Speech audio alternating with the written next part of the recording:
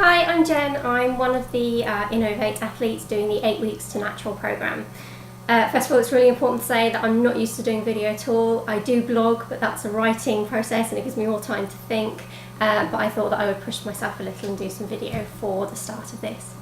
So I have been running for 1.5 years now, or at least continuously anyway. Like many people, I started off with a Race for Life and then didn't do another one again for a while, and then did another one a couple of years later, and then still didn't do any running. So I started up again about 1.5 years ago and have been running relatively consistently since then. However, one of the problems that I have is that I am hypermobile, which means that my ankles in particular are prone to giving way. I twist them, sprain them and damage them numerous times. For example, I have a half marathon coming up the first weekend of October. I started my training process probably 3 months before I needed to, and in that time I've lost 5 to 6 weeks, if not more, due to my ankle being twisted, which obviously is a big impact. And this happens every time that I try to increase my mileage.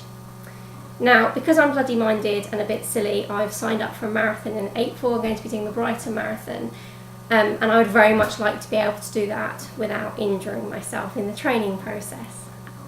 Another thing that I would really like to do is to be able to grab some food and water and put it in a rucksack, drive out to somewhere nice and go running for the day. Maybe stop off in a pub for lunch and then do some running some more.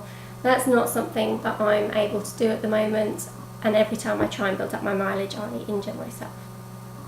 So that's kind of where I'm coming from, and the reason why I was really excited to get on this programme is when I sprained my ankle just speed walking to catch the train, it occurred to me that when I was a child and running around barefoot that I never twisted my ankle at all, and so I really wanted to investigate the barefoot style of running, and I'm going to be having coaching and things which will help me on that with this programme. So we shall have to see how it goes, but I'm really hoping that it's going to mean that I can build up my mileage, not get injured, and be able to enjoy my running an awful lot more than I currently do, because I'm a bit of a nightmare when I'm not able to run.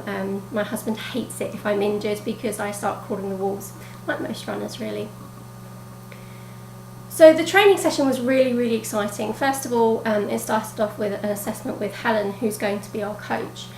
She looked at my feet, drew lines on them and assessed that I had Morton's toe, which basically means, we'll have to look it up if you want a technical explanation, but basically my foot does not work properly.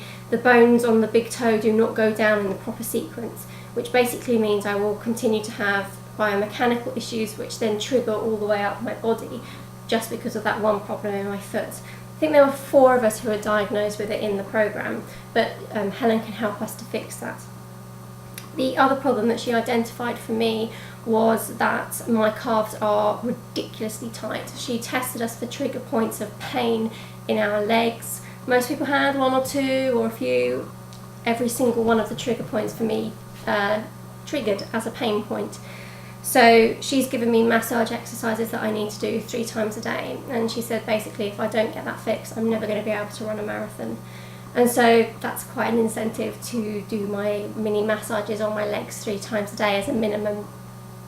I want to talk more about that in detail, but that's another point, so I'm going to come back to that on another video or another blog post. When we got on to doing the running side of things, we all felt really silly and really stupid, because we had to run like this and take diddy steps. The image that she used for us was that there was a trolley in front of our legs, so we could only take very small steps. And we did a lot of that in quite a busy part of London on the hottest day of the year, with people looking at us very strangely, which is fine because there was a group of us, so I'd have felt more uncomfortable if it was just me on my own. There are a lot of instructions for us to remember. There was many different points that we were trying to keep in our head, and I really kind of felt like at any moment my brain was going to spring out of my ears in objection to all of the information that I was trying to remember. However, at points it all came together and it all worked for a few steps before my brain objected again and my body stopped working in the right way. But it felt so good on those times when it was all coming together. For me, one of the things that she kept telling me was to sit or stand up straighter. As you can tell, I slouch a lot. That's partly to do with I have slight scoliosis in the top of my spine due to various injuries. My lower back's not 100%, and also laziness as well. But yeah, I had to stand up taller, and she kept saying to give my body more room to work.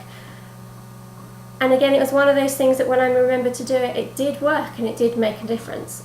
Another point that she said to me quite frequently was to imagine that my legs were dangling from the outside of my pelvis, which is a bit of a strange mental image to keep in your mind. But when I did, it did feel better. It felt strange at first, but after a while it did start to feel better. I'm one of these people, if I go running somewhere muddy, I'll come back and I'll have marks all the way up the inside of my legs where I've kicked myself with my other foot. So imagining that my feet were up from the outside of my pelvis really meant that that didn't happen, and it felt a lot better and a lot more secure as well. So there we go. So that's my introduction to myself and a bit of an overview of the assessment that we had. I really hope that you like my story and you continue to follow on for it throughout this process through the 8 Weeks to Natural programme.